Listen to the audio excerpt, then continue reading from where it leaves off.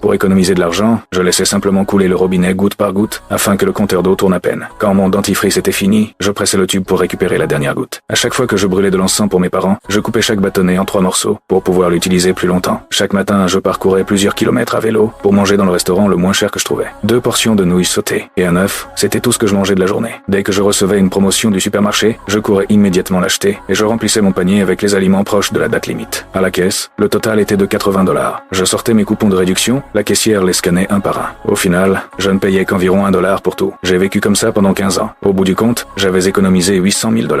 À cette époque, j'étais très heureux. Mais un jour, je me suis soudain évanoui dans l'ascenseur, et j'ai été transporté d'urgence à l'hôpital. Après les examens, le médecin m'a annoncé que j'avais une tumeur, et qu'il ne me restait plus beaucoup de temps. Je n'arrivais pas à y croire. Alors je suis allé dans un autre hôpital, pour avoir un deuxième avis. Mais le médecin là-bas m'a donné exactement le même diagnostic. Je voulais faire des examens plus poussés, mais cela coûtait 1500 $.